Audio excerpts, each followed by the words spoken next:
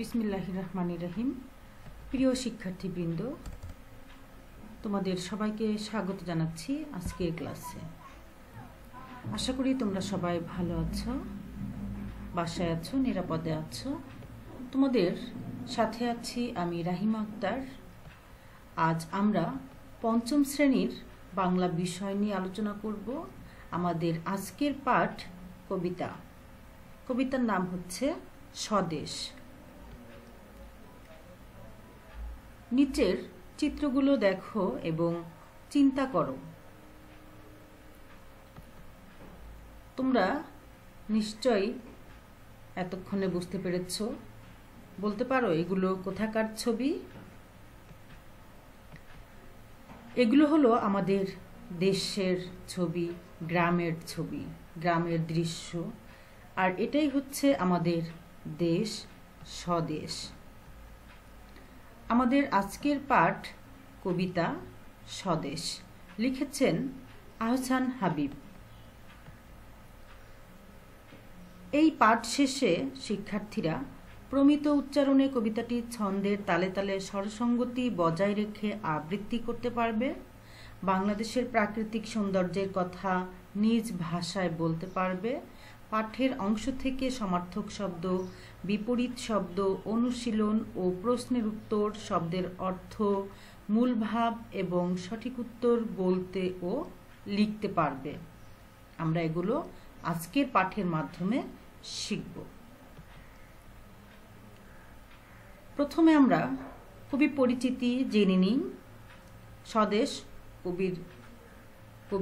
লেখক, স্বদেশ কবিতার লেখক আহসান হাবিব, অর্থাৎ কবি আহসান হাবিব।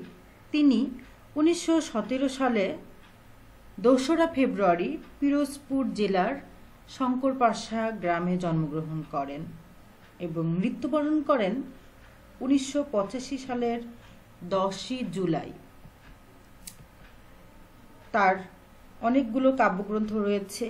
তার মধ্যে উল্লেখযোগ্য হচ্ছে বৃষ্টি পড়ে টাপুর টুপুর, ছুটির দিন দুপুরে। এগুলো হচ্ছে শিশুতোষ কাব্যগ্রন্থ। ঠিক আছে, এই হচ্ছে কবি আহসান হাবিব সম্পর্কে সংক্ষিপ্ত আইডিয়া। এবার চলো ছবির মাধ্যমে কবিতা জেনে নিই।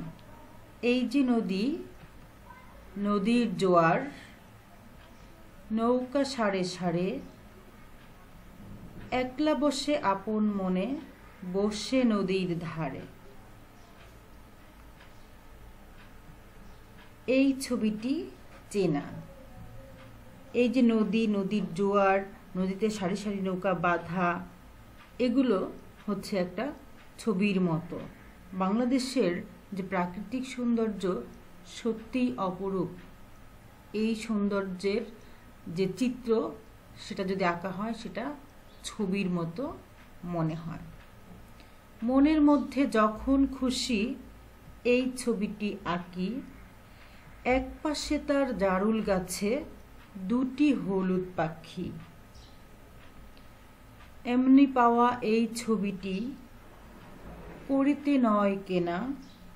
এই যে ছবি, এত সুন্দর একটা ছবির মতো দেশ, এর সব কিছু, এর গ্রাম বলো, এর পাহাড় পর্বত, এর যে সাগর সমুদ্র তীরবর্তী অঞ্চল, এর যে সুন্দরবন, এর যে উপকূলীয় এলাকা বলো, সমতল ভূমি, পাহাড়ি এলাকা, সব কিছু ছবির মতো। এছাড়া গ্রামের দৃশ্য, নদী, নদী পাড়ের মানুষের জীবনযাত্রা, নৌকা, কাশফুল, সব কিছু কবির কাছে ছবির মতো।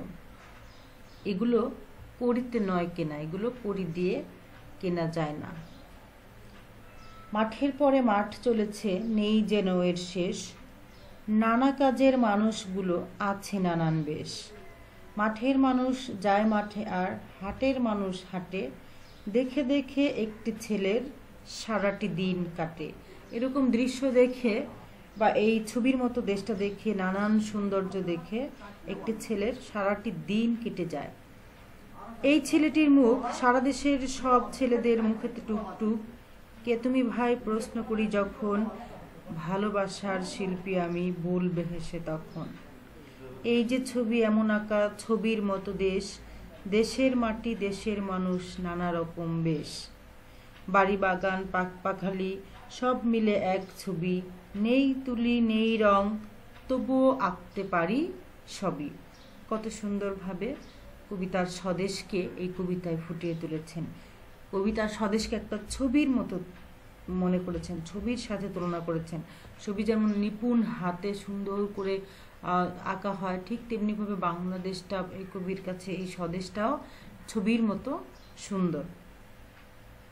তাহলে এই কবিতাটি আমরা পাঠ করলাম, তোমরাও বাসায় এই কবিতাটি সুন্দর করে পড়ে মুখস্থ করবে। এবার কিছু সমার্থক শব্দ শিখে নিই। সমার্থক শব্দ তোমাদের অনেক সময় আসে পরীক্ষায়, বিপরীত শব্দ অথবা সমার্থক শব্দ। সমার্থক শব্দ নদী, নদী শব্দের অর্থ হচ্ছে তটিনী, স্রোতস্বিনী, এখানে দুইটি করে দেওয়ার চেষ্টা করা হয়েছে। খুশি, খুশি সমার্থক শব্দ আনন্দ, হর্ষ, উল্লাস। গাছ, গাছ শব্দের সমার্থক শব্দ হচ্ছে বৃক্ষ, উদ্ভিদ। পাখি, পক্ষী, বিহঙ্গ, বিহগ, এগুলো হচ্ছে পাখি শব্দের সমার্থক শব্দ। এবার আরো কিছু বিপরীত শব্দ জেনে নিই। জোয়ার বিপরীত শব্দ ভাটা, হাসি, হাসি কান্না হবে, হাসি খুশি না, হাসি কান্না, সরি ভুল হয়েছে। হাসি বিপরীত শব্দ হচ্ছে কান্না। চেনা, অচেনা, আপন, পর। এবার নিচের প্রশ্নগুলোর উত্তর নিজে নিজে দেওয়ার চেষ্টা করো। গ্রাম বাংলার কোন ছবিগুলো আমাদের চেনা? গ্রাম বাংলার কোন ছবিগুলো আমাদের চেনা? গ্রাম বাংলার প্রাকৃতিক দৃশ্যের ছবিগুলো আমাদের চেনা। কবি কোন দেশের ছবি আঁকতে চান? কবি আমাদের বাংলাদেশের ছবি আঁকতে চান। এবার কিছু সঠিক উত্তর তোমরা নিজে নিজে খাতায় লেখার চেষ্টা করো। আমাদের দেশটি কেমন দেশ? শিল্পোন্নত দেশ, উন্নত দেশ, নদীমাতৃক দেশ, অনেক বড় দেশ। নদীমাতৃক দেশ আমাদের এই বাংলাদেশ, এটা আমরা সবাই জানি। নিজের দেশকে কি বলা হয়? নিজের দেশকে বলা হয় স্বদেশ। জারুল গাছে কোন রঙের পাখি আছে? জারুল গাছে হলুদ। কবিতায় আছে এক পাশে তার জারুল গাছে দুটি হলুদ পাখি। এবার দেখো এখানে কবিতাংশটুকু তোমরা এখানে এলোমেলো দেওয়া আছে, সাজিয়ে লেখার চেষ্টা করো। এই জন্য তোমাদেরকে ভালোভাবে কবিতাটি মুখস্থ করতে হবে। ঠিক আছে, তোমরা নিজে নিজে চেষ্টা করে এরপরে মিলানোর চেষ্টা করো। এবার তোমাদের বাড়ির কাজ হচ্ছে আজকের পাঠটি সবাই নিজ নিজ বাড়িতে লিখে লিখে চর্চা করবে। অর্থাৎ আমি আগে বললাম যে কবিতাটি, পুরো কবিতা বাসায় পড়বে, মুখস্থ করবে এবং লিখবে। ঠিক আছে, আর এই বাড়ির কাজ জমা দেওয়ার দরকার নাই। ভালো থাকো সবাই, সবাইকে ধন্যবাদ জানিয়ে আজকের ক্লাস এখানেই শেষ করছি। আল্লাহ হাফেজ।